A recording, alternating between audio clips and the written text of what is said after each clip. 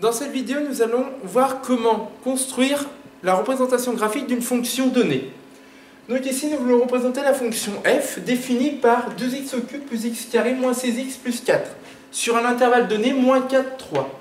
Alors, pour représenter une fonction, finalement, il va falloir rentrer des paramètres pour afficher au mieux notre fonction sur l'écran de la calculatrice. Il faudra donc savoir prendre au mieux les valeurs sur l'axe des abscisses, donc les x, et au mieux sur l'axe des ordonnées, donc pour les y. Ici, pour la valeur des abscisses, c'est très simple, puisqu'on commence de moins 4 et on va aller jusqu'à 3.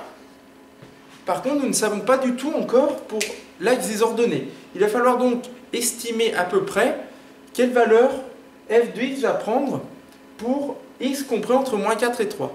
Alors, pour répondre à cette question, ça va être très simple. On va utiliser le tableau de valeurs. Donc, tableau de valeurs que nous avons déjà utilisé dans une autre vidéo. Donc, je vous le montre rapidement. J'ai déjà rentré la fonction. Les paramètres, j'ai rentré ceci. X va varier entre moins 4 et 3 avec un pas de 0,5 pour être un peu plus précis. Et ensuite, on a notre tableau de valeurs. Alors, le tableau de valeurs va finalement servir à trouver les valeurs minimales et maximales des ordonnées. Donc, on va d'abord chercher la valeur minimale. Ici, nous trouvons moins 44 pour les y. On va continuer à descendre. Et on va voir si on trouve plus petit que moins 44. Non. Donc, pour l'instant, grâce à ces valeurs, on trouve que la valeur minimale pour représenter la fonction f sur l'axe des ordonnées est moins 44. Ensuite, on va faire pareil, mais pour les valeurs maximales. Donc, pour l'instant, ça paraît être 19.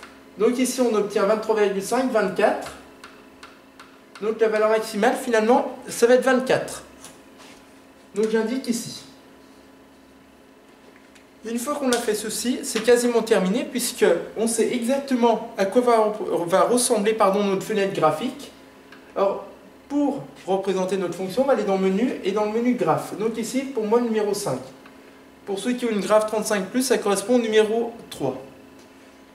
Donc, ce qui est bien dans cette calculatrice, c'est que si la fonction était déjà rentrée dans le menu table, elle est aussi rentrée dans le menu graphe. Donc, les deux menus se correspondent. Ensuite, pour paramétrer la fenêtre graphique, il faut faire Shift F3, donc V-Window. Et là, nous obtenons Xmin, Xmax, Scale, plusieurs lignes ici qu'on va remplir tout de suite. Alors, Xmin, déjà, on va de moins 4 à 3. Donc, c'est-à-dire que Xmin vaut moins 4.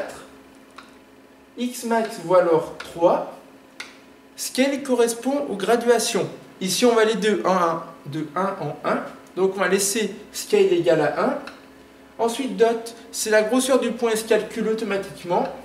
Ymin, donc on a dit, ça descendait à moins 44. Alors, pour être sûr, parce que là, c'est que pour certaines valeurs qu'on a testées, on va descendre un peu plus bas pour être sûr que notre fonction rentre sur tout l'écran de la calculatrice. Donc on peut par exemple prendre moins 50.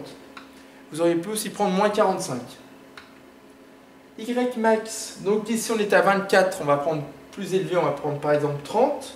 On peut aussi prendre 25.